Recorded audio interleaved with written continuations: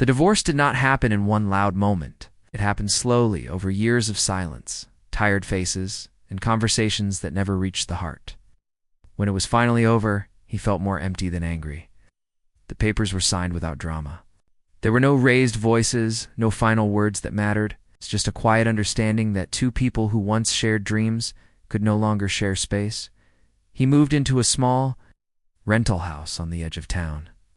It was clean but plain, with white walls and a short driveway. The first night there, he sat on the floor because the couch had not arrived yet. The house smelled like fresh paint and nothing else. That was the hardest part. No smell of cooking, no sound of another person moving around, no familiar routine.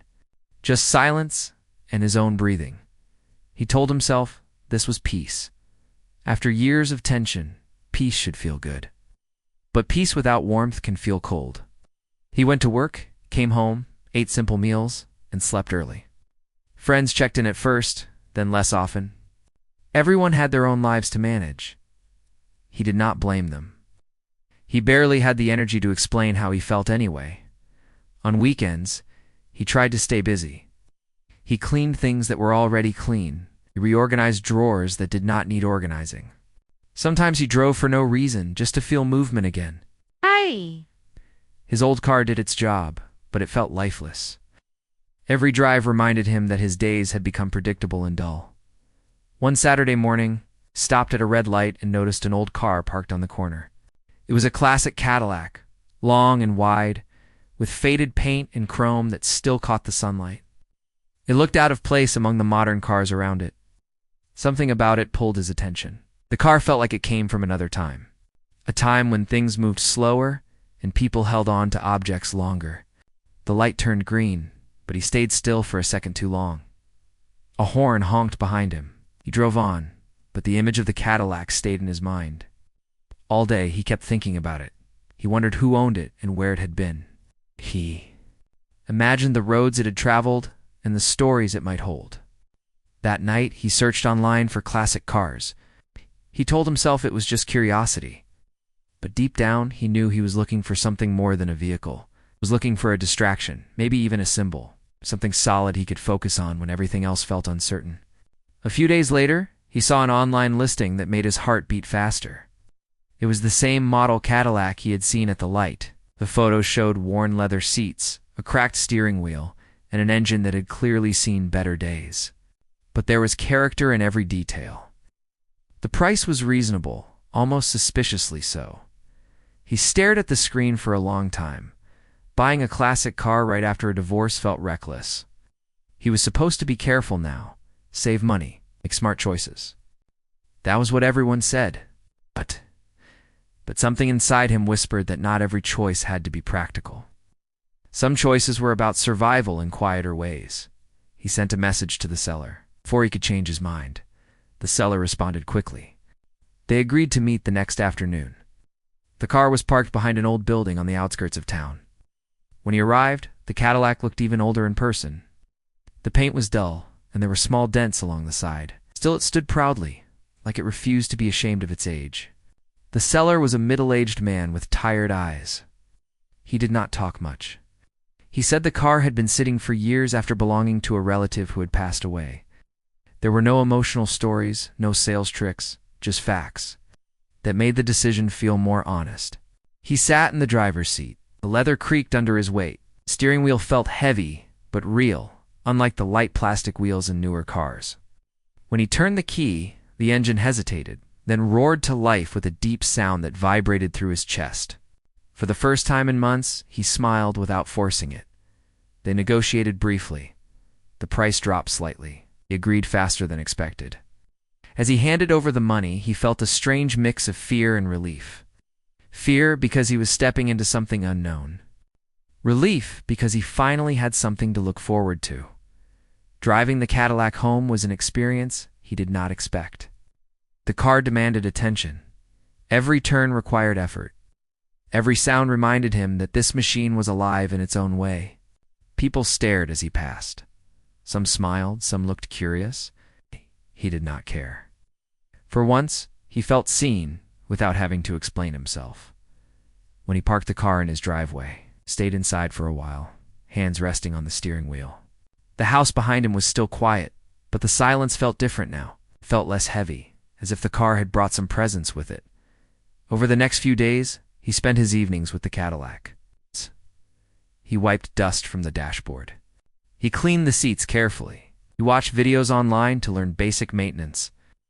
He was not trying to restore it perfectly. He just wanted it to run and feel respected. As he worked, memories from his marriage surfaced unexpectedly. Road trips they never took.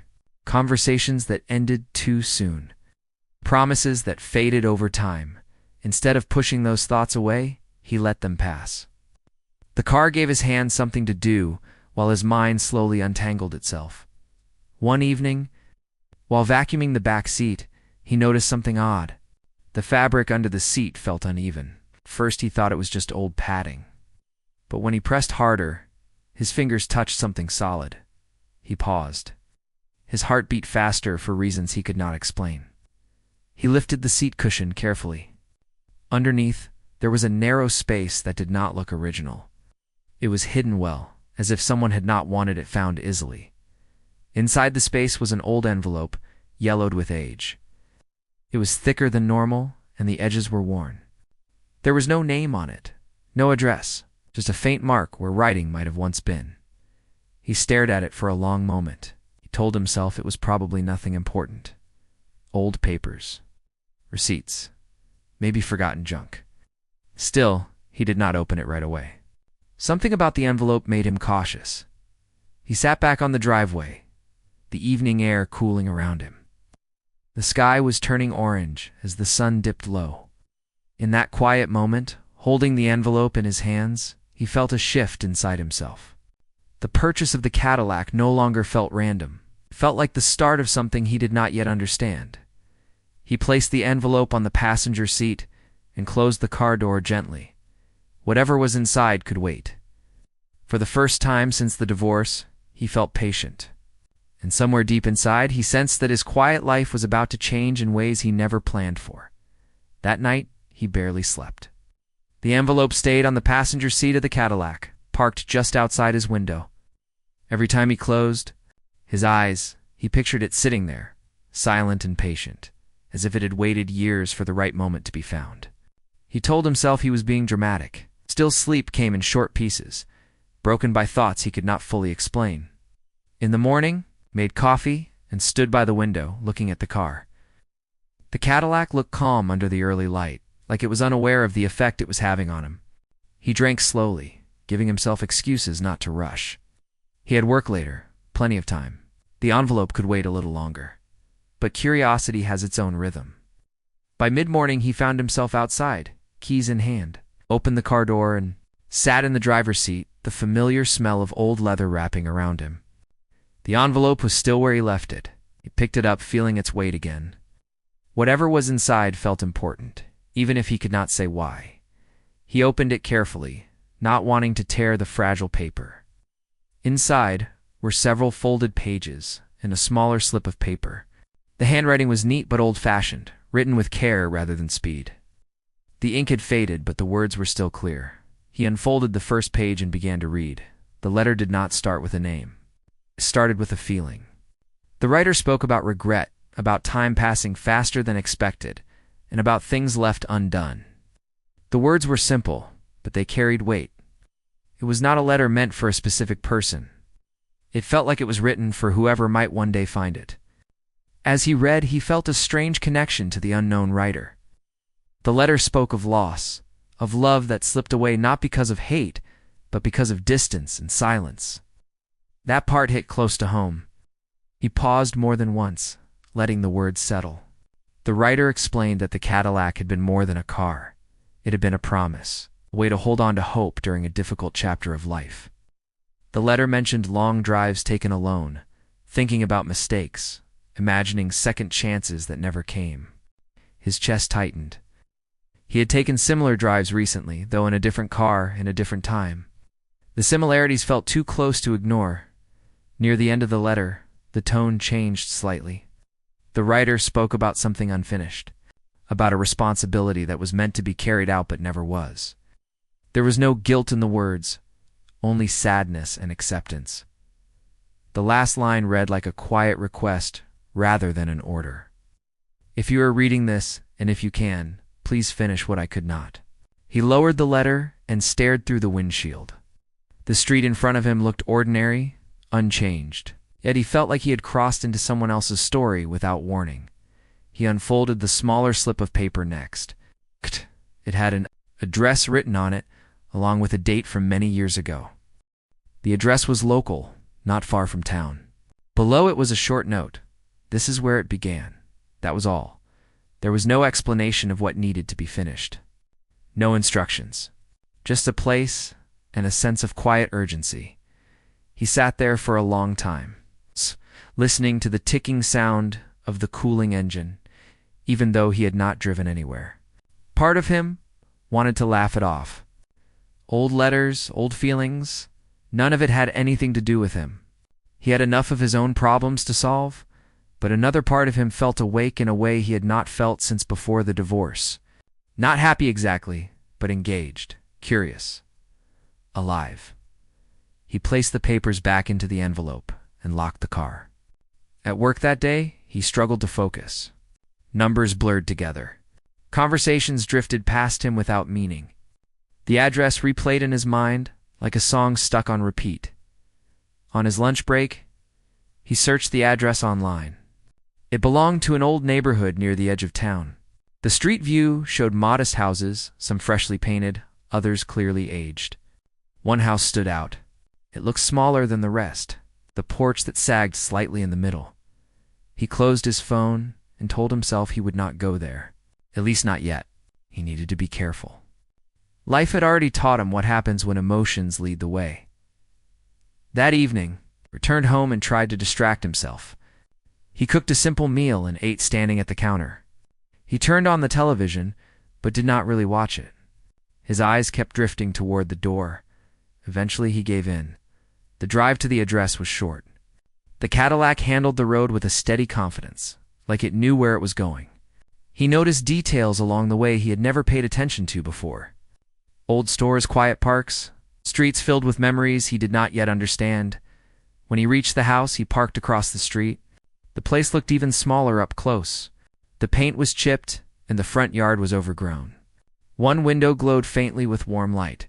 He did not get out right away. He told himself he was just observing. No harm in that. After a few minutes, the front door opened. An elderly woman stepped onto the porch. She moved slowly, carefully, as if each step required thought. She stood there for a moment, looking out at the street, then turned back inside. Something about that brief moment tightened his throat. He did not know why. He felt like he had interrupted something private just by being there. He drove away without knocking. That night, he replayed the scene over and over. The letter, the house, the woman. None of it made sense yet, but it felt connected. Over the next few days, he returned to the address twice, always from a distance. Once in the morning, once in the evening. He told himself he was just trying to understand the place, not the people. Still, each time he saw the light in the window, he felt a pull he could not ignore. Finally, on the fourth day, he parked the Cadillac in front of the house and stepped out. The porch creaked under his feet. He hesitated before knocking. For a brief second, he considered leaving the envelope in the mailbox and walking away. That would be easier. Instead, he knocked. The door opened slowly. The same elderly woman stood there, her eyes cautious but kind. He introduced himself simply, explaining that he had recently bought a car that once belonged to someone connected to this address. Her expression changed. Surprise, mixed with something deeper. Recognition, maybe. She invited him inside. The house smelled like old books and warm tea. It was neat, but crowded with memories. Photos lined the walls, most of them faded with age. He noticed one picture in particular. A younger man stood beside the same Cadillac, smiling proudly. She followed his gaze and nodded softly. That was his car, she said quietly. They sat at a small table. He showed her the envelope. Her hands trembled slightly as she touched it. She did not cry. Instead, she closed her eyes for a moment, as if she had been waiting for this. Conversation longer than she cared to admit. She told him the writer of the letter had been someone important to her, someone who had promised to take care of something that mattered deeply. But life had taken a different path. She did not explain everything. Not yet. As he listened, he realized something unexpected. Helping finish a stranger's unfinished story might also help him understand his own. When he left the house that evening, the Cadillac felt heavier. Not in weight, but in meaning. Whatever the surprise inside the car was, it was no longer just about the past. It was pulling him forward. The days after that visit felt different. He still woke up alone, still made his own coffee, still went to work, and returned to the same quiet house. But something had shifted inside him. His thoughts were no longer stuck only on the past. Now they moved between what had been and what might still be possible. He kept thinking about the woman in the small house, about the way her hands shook when she touched the envelope, and the calm in her voice when she spoke about the person who once owned the Cadillac. She had not said much, but what she did say stayed with him. There was a weight to her words, like she had carried a long weight without complaint. He decided not to rush back. Whatever this was, it did not feel like something meant to be forced. The letter had waited years. A few more days would not change that. Instead, he focused on the car. Every evening after work, he spent time with the Cadillac. He cleaned places he had skipped before. He checked compartments, old storage spaces, and small details that most people would ignore. It was not obsession. It felt more like listening carefully. One evening while cleaning the trunk, he noticed something odd behind the lining. It was subtle, easy to miss unless you were looking closely. The lining did not sit flat against the metal. When he pressed on it, he felt something hard underneath. His heart beat faster. But this time he stayed calm. He carefully peeled back part of the lining. Behind it was a small metal latch, worn but still firm. He pulled it open, and a narrow compartment slid forward. Inside was a small metal box, heavier than he expected. It was scratched and dull, clearly old, but solid. There was no lock on it, just a tight lid. He carried the box into the house and placed it on the kitchen table. He sat down and stared at it for a long time, letting his thoughts settle. He had learned that rushing only led to regret. When he finally opened it, he did so slowly. Inside were old photographs, neatly stacked, along with folded documents tied together with string. On top of everything was a simple key. He picked up the photos first. The pictures showed moments from another life. A younger version of the man from the wall photo at the woman's house. The Cadillac appeared in many of them, parked in different places. Sometimes the man stood alone beside it. Other times, there was a woman with him, smiling in some pictures, serious in others. They looked happy in a quiet way.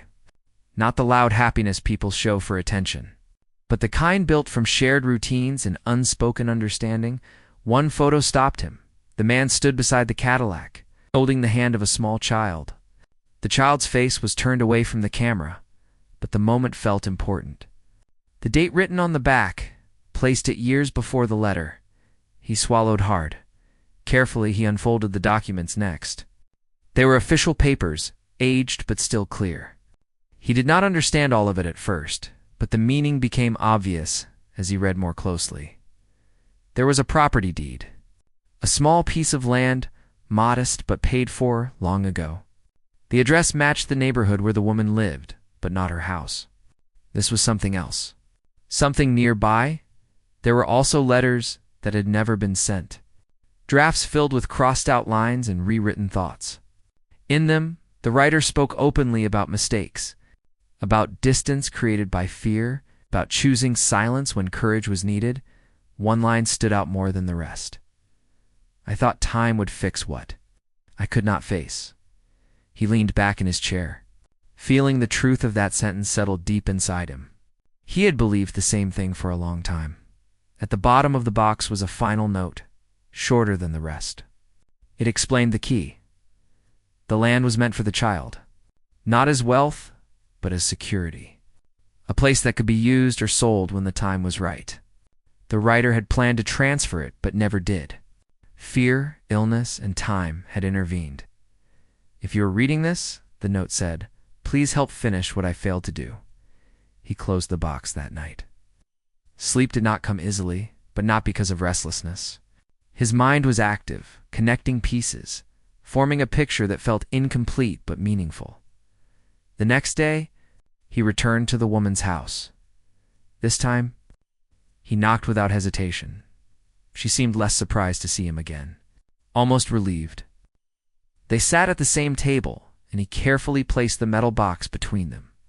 When she saw it, her eyes softened. She touched the photographs first, moving slowly, respectfully. When she reached the one with the child, she paused. "That is my grandchild," she said quietly. Her voice did not shake this time.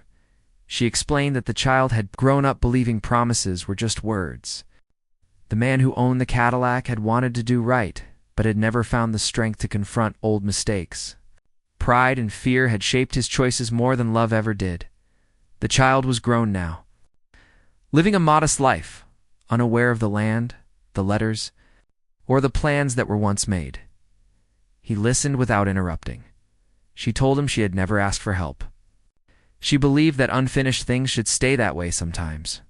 But seeing the envelope again had reopened something she thought was closed. He showed her the deed and the key. He explained what he had found in the trunk. As he spoke, he noticed his own voice was steady. This did not feel like someone else's burden. It felt shared. They agreed to meet the child. The meeting took place a few days later at a small cafe. The place was quiet, with only a few people scattered around. When the child walked in, now an adult, he saw the resemblance immediately. The conversation was slow at first, cautious. There was confusion, then disbelief, then a long silence as the truth settled in. He did not speak much during that meeting. He did not need to. This was not his story to explain. His role was simply to be present. When the documents were finally placed on the table, the reaction was not what he expected. There was no excitement, no sudden joy, just quiet understanding. "I wish he had said something sooner," the grown child said. The woman reached across the table and held that hand. He watched, feeling something loosen inside his chest. Over the following weeks, he helped with practical steps, appointments, paperwork, things that felt overwhelming when faced alone. He used skills he had ignored for years, buried under his own struggles. The Cadillac became part of these moments. It carried them to offices and meetings. It waited patiently outside buildings. It did what it had always done best. Through all of it, he noticed changes in himself. He laughed more easily. He slept better. The quiet house felt less empty when he returned at night. One evening, after a long day, he sat in the driver's seat and realized something important: helping finish. Someone else's unfinished promise had given him a sense of direction he had been missing. The divorce no longer felt like an ending. It felt like space. Space to choose differently. Space to speak instead of staying silent. Space to be part of something meaningful again. As he turned off the engine and stepped out into the cooling night air, he knew this journey was far from over. The Cadillac had carried, more than memories. It had carried him back to himself. Life did not suddenly become perfect after the meetings and paperwork. The days were still long, and some nights were still quiet. But the quiet no longer felt empty. It felt thoughtful, like a pause instead of a stop. He stayed involved even after the land papers were nearly settled. Not because anyone asked him to, but because it felt right. He checked in, offered rides, and helped where he could. Small things, simple things. The kind of help that does not announce itself. The grown child visited the land one afternoon and invited him along. It was a modest piece of ground, nothing special to look at. A few trees, uneven soil, and a sense of being forgotten. Still, there was potential there. Possibility. Standing on that land, he felt the weight of the promise that had waited so long to be fulfilled. They did not talk much that day. Words were not needed. Sometimes presence was enough. As weeks passed, he noticed how the Cadillac had quietly woven itself into his daily life. He drove it to work some mornings just because he could. He took longer routes home, enjoying the slow rhythm of the road. People still looked when he passed, but now he understood why. The car carried history. People could feel that even if they did not know the details. One evening, after a tiring day, he parked the Cadillac and sat inside longer than usual.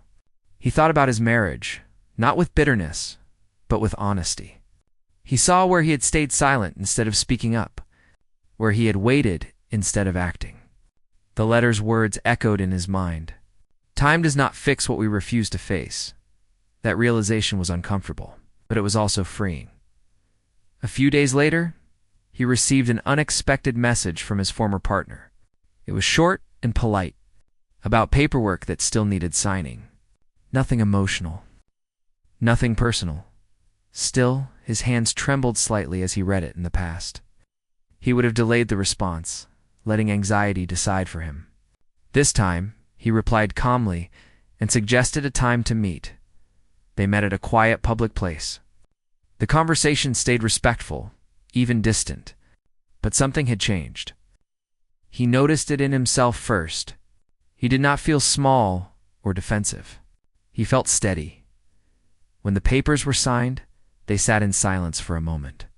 Then his former partner spoke, almost casually, about how different he seemed. He did not argue.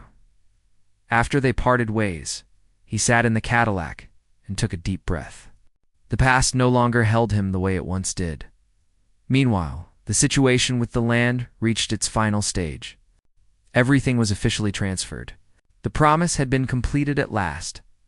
The woman invited him over for tea that evening. The house felt warmer than before, not because anything physical had changed, but because the waiting had ended. She thanked him quietly. Not with dramatic words, just a simple sentence spoken from the heart. "You gave him peace," she said. He shook his head gently. "No," he replied. "I think it gave all of us peace." That night, as he drove home, rain began to fall lightly. The windshield wipers moved in a slow, steady rhythm. The road stretched ahead, shining under the streetlights. For the first time in a long while, he did not feel like he was escaping something. He was moving toward it. Over the next few days, he began to make small changes. He rearranged his home, not to erase the past, but to reflect who he was becoming. He donated things he no longer needed. He opened windows he had kept closed for too long. He even started writing. Not letters, not stories. Just thoughts, feelings, things he once avoided putting into words. The pages were messy and honest. He did not judge them. One evening, while sorting through a drawer, he found the old divorce documents.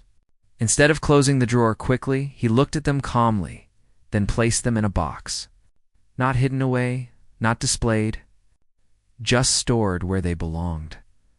Later that week, he took the Cadillac on a long drive outside town. The road curved through open land and quiet hills. The engine hummed steadily, like a companion who understood silence. He stopped at a scenic overlook and stepped out of the car. The air was cool and clean. He leaned against the hood and looked out at the distance. For a moment, he imagined what his life might look like if he continued choosing courage over comfort. If he spoke when something mattered, if he showed up instead of stepping back, the thought did not scare him anymore.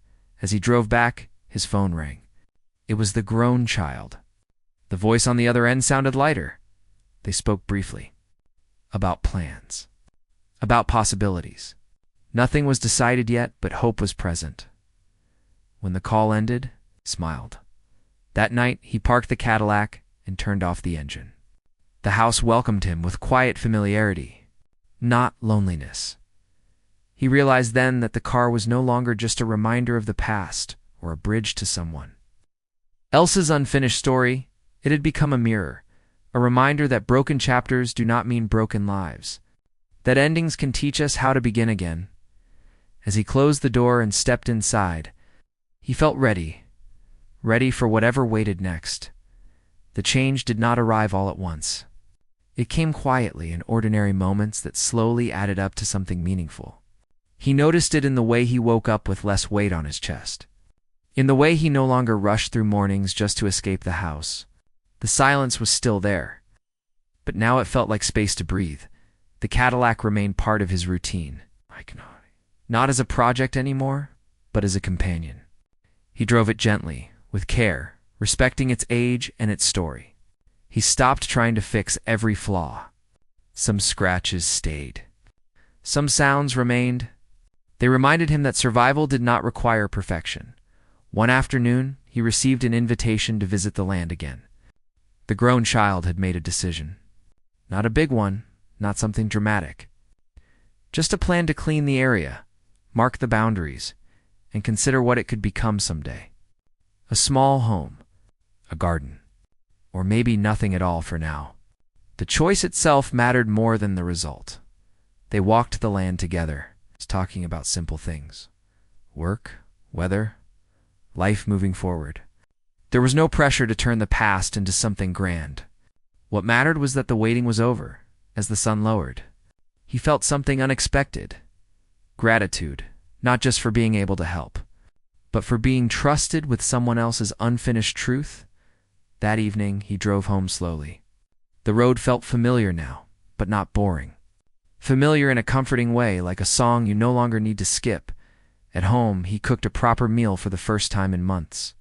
Nothing fancy. Just food made with attention. He ate at the table instead of standing at the counter. Small changes, but important ones. Later that night, he found the original letter again. He read it one last time, not searching for answers, but acknowledging the journey it had started. He folded it carefully and placed it back in the metal box, along with the photos and documents. Some things deserved to be kept together. The next morning, he made a decision. He drove the Cadillac to a local car show that took place once a month. In the past, he would have avoided such events. Too many people, too much noise. But now he felt curious. People gathered around the car, asking questions, sharing stories of vehicles they once owned or wished they had kept. He listened more than he spoke. He realized how stories connected strangers without effort. One older man stood quietly by the Cadillac for a long time. When he finally spoke, he said the car reminded him of someone he once knew. They talked briefly. Nothing deep. Still, the moment stayed with him. On the drive home, I understood something clearly. The Cadillac had never been about escaping his divorce. It had been about slowing down enough to face himself. Weeks turned into months. He stayed in touch with the woman and her family. Visits became less about the past and more about the present. Shared meals. Short conversations. Laughter that felt earned. He also began rebuilding parts of his own life. He reached out to friends he had drifted away from. Not all connections returned, and that was okay. The ones that did felt honest. One evening, while sorting through the garage, he considered selling the Cadillac. The thought surprised him. Not because he wanted to get rid of it, but because he realized he no longer needed it as an anchor. In the end, he chose to keep it. Not because of what it had carried, but because of what it had helped him release. The anniversary of his divorce passed quietly. No bitterness. No celebration. Just awareness. He took the Cadillac for a drive that evening, not to mark the date, but to acknowledge how far he had come. He stopped at the same overlook where he had once stood feeling uncertain. This time he felt grounded. He did not ask himself big questions about the future. He did not need to. Being present was enough. As the sun dipped below the horizon, he thought about the person who had written the letter all those years ago. About fear. About silence. About chances missed. Then he thought about the chances taken. He whispered a quiet thank you. Not toward the past, but toward the present moment. Driving back home, the Cadillac moved steadily under him, just as it always had. The road stretched ahead, open and honest. When he parked and stepped inside his house, he did not feel alone. He felt complete. Not because everything was resolved, but because he was no longer running from what mattered. And that changed everything. Time moved forward in a quiet, steady way. Not rushed, not dramatic. Just honest days stacking on top of each other. He learned that this kind of movement was the strongest kind. Nothing forced. nothing pretending to be more than it was. The Cadillac continued to be part of his life. But now it blended into his routine, like an old friend who did not need constant attention. Some mornings, he drove it. Other days it rested in the driveway, patient and calm. He liked knowing it was there, not because he depended on it, but because it reminded him of a chapter that taught him how to stand again. He started noticing people more, at the grocery store, at work, at traffic lights. He listened when others spoke instead of waiting for his turn. He realized how many people carried quiet stories just like he had. Loss did not always look heavy from the outside. Sometimes it looked ordinary. One afternoon, while stopped at a long red light, a young man in the car beside him rolled down his window and pointed at the Cadillac with a wide smile. He shouted a quick compliment, then drove off when the light changed. The moment stayed with him longer than expected. It reminded him that some things inspire, without explanation, as the seasons changed. He took on a small project at home. Nothing big. Just fixing things that had been ignored. A loose step. A leaking tap. A fence panel leaning slightly out of place. Each repair felt like a quiet promise kept. To himself, he no longer avoided weekends. On Saturdays, he walked through local markets, not always buying anything, just observing, listening to conversations, smelling food, cooking in the open air, feeling part of the world again instead of watching it from the side. He also began volunteering a few hours a week at a local community garage. It was a simple place where people helped each other fix old cars, bicycles, and tools. No pressure. No expectations. The Cadillac naturally became part of that space. People gathered around it, not because it was perfect, but because it had character. He shared its story in pieces, never the whole thing. He learned that stories did not need to be told fully to be meaningful. One evening, after closing up the garage, he sat alone in the driver's seat, hands resting on the wheel. The familiar weight grounded him. He thought about how different this felt from the first night he drove the car home. Full of confusion and quiet pain, he smiled softly. Life had not become easier. It had become clearer. A message arrived one day from the grown child. Plans were moving forward. Slowly, carefully. The land would not be rushed into something it was not ready to be. That felt right. They met again, walking the land with fresh eyes. There was talk of planting trees, of leaving part of it untouched, of letting it breathe. He realized then that not every gift was meant to be used immediately. Some were meant to be respected. On the drive back, the road curved gently through open fields. He lowered the window and let the air fill the car. The engine sound blended with the wind. He felt present in a way that no memory could interrupt. That night, he sat at home and wrote again. Not about the past this time. About gratitude. About the strange ways life offers lessons when we stop demanding answers. He wrote about the Cadillac, not as a machine, but as a turning point. Months passed. One day, while cleaning out a drawer, he found the spare key to the Cadillac. He held it for a moment, then placed it back carefully. Some things did not need to be passed on yet. Another quiet decision formed inside him. He began mentoring someone at the STO garage. Not formally, just showing up, offering guidance, sharing patience. He recognized the familiar look of frustration mixed with hope in that person's eyes. Helping no longer felt heavy, it felt natural. The anniversary of finding the envelope arrived without him realizing it. Only later that evening did it occur to him.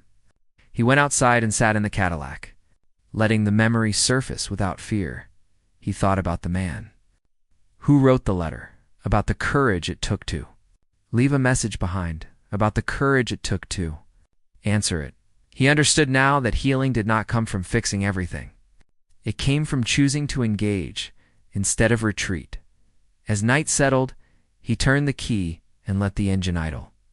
The dashboard lights glowed softly, familiar, steady. He did not feel the need to drive anywhere, just sitting there was enough. Later, as he walked back inside, he realized something quietly important. He no longer defined his life by what he had lost.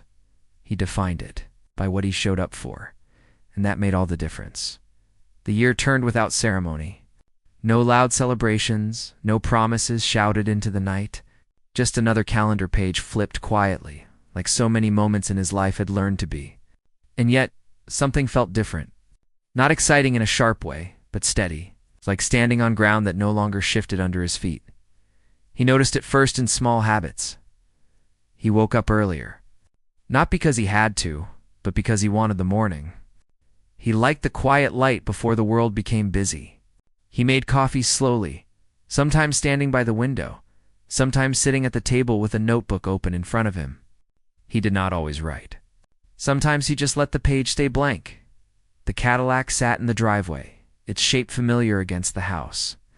It no longer felt like an object with a mission. It was simply part of his life now. Like a chair you choose because it fits you, not because it impresses anyone. At the community garage, things continued to grow in simple ways. More people came by. Some stayed quiet, working with their hands. Others talked while they worked, sharing pieces of their lives without realizing it. He learned how to listen without trying to fix everything. Sometimes people only needed to be heard. One afternoon, a man arrived with an old car that barely ran. The frustration in his voice was clear, but so was the exhaustion beneath it. As they worked together, the man mentioned a recent separation. Not with anger, just tired honesty. He did not interrupt. He did not offer advice. He simply stayed present. Later that evening, driving home in the Cadillac, he realized how much he had changed. There was a time when hearing someone else's pain would have pulled him back into his own. Now, it reminded him how far he had come. The land continued to remain quiet. No buildings yet. No big plans announced. Trees had been planted along one side, young and fragile, supported by simple wooden stakes. Growth that would take time. He visited occasionally, sometimes alone, sometimes with the grown child. They talked about ordinary things. Work. Weather. The strange feeling of being responsible for something that once felt distant. One evening, as the sun lowered behind the trees, the grown child spoke softly. "I think this place saved me in a way." The voice said. He nodded. "It saves people quietly," he replied, driving back that night. He thought about all the things in his life that had worked the same way. The letter. The Cadillac. The simple choice to show up instead of stepping away. Not everything needed to arrive loudly to matter. Months passed. He received an invitation to a small gathering at the community garage. Nothing formal. Just a shared meal to mark another year of keeping the place open.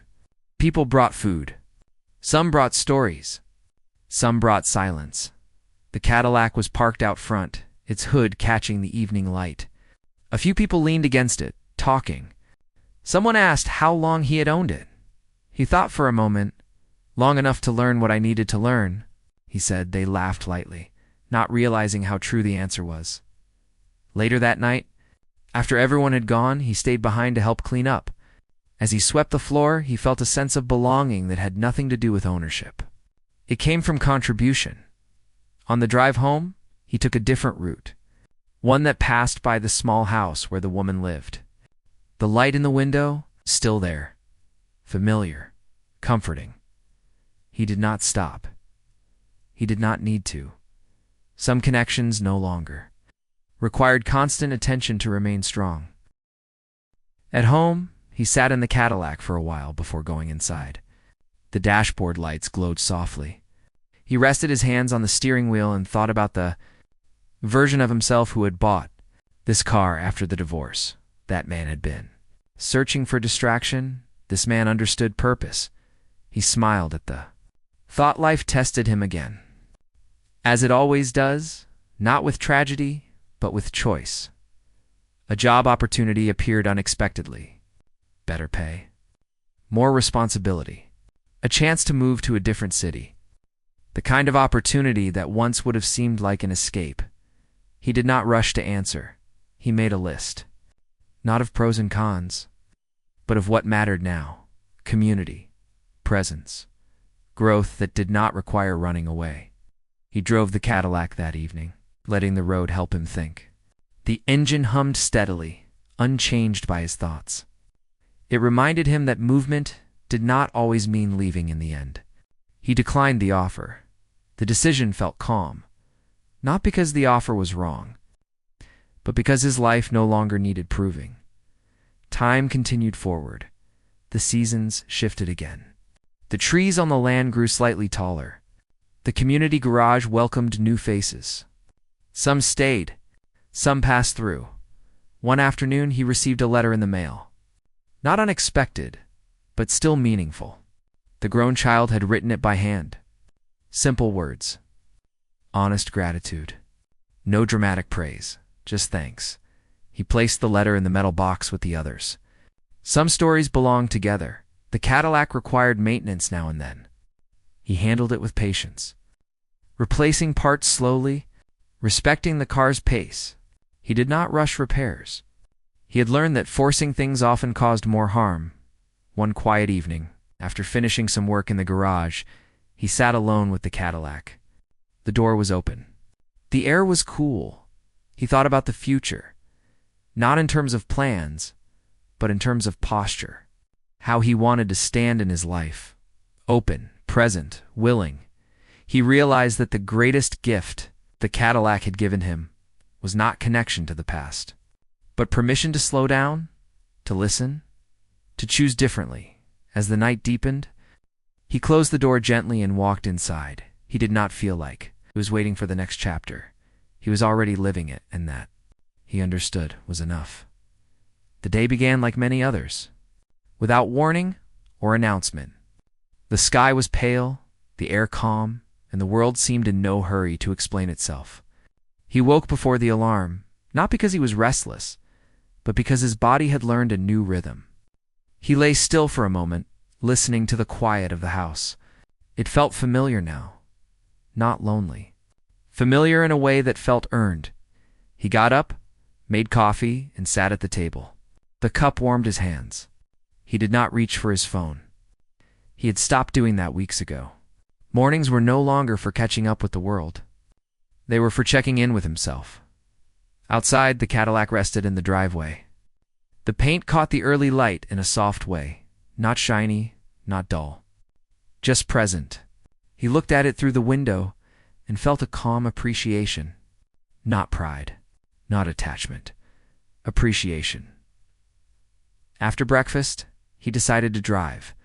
There was no destination in mind, just movement. The road stretched ahead, quiet and open. Fields passed by slowly. Small houses appeared and disappeared. He drove with the window slightly down, letting the air move through the car. The engine sound was steady, comforting. It reminded him that some things worked best when left undisturbed. As he drove, memories surfaced, but not the painful kind. They came gently. Moments from years ago that once felt heavy, now felt distant, like old photographs you no longer keep in your wallet, but still remember clearly. He thought about the first night after the divorce. Sitting on the floor, the silence pressing in. At the time, he believed that feeling would last forever. He smiled softly.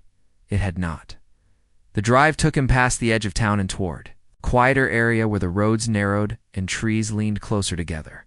He slowed down, enjoying the shift. He realized he no longer needed speed to feel progress. Eventually, he turned back. When he reached home, he parked the Cadillac and stayed inside it for a few moments. His hands rested on the steering wheel. He noticed how natural it felt now. Once, this seat had held confusion and grief. Now it held reflection. He stepped out and locked the door. The rest of the day unfolded in small, meaningful ways. He worked on a few things around the house. Nothing urgent. Just maintenance. Caring for what existed instead of chasing what didn't. In the afternoon, he visited the community garage. The place was alive with quiet activity. Tools clinked. Engines hummed. Conversations drifted in and out. He greeted people with ease. No forced smiles. No guarded posture. Just presence. Someone asked him about the Cadillac again. How old it was. How long he planned to keep it. He thought for a moment. As long as it fits my life, he said. The answer surprised even him. Later, he sat alone on a bench outside the garage, watching the light change. He thought about how many versions of himself had passed through this same life. The one who avoided conflict? The one who stayed silent? The one who believed endurance meant strength? He understood now that endurance without honesty was just another form of hiding.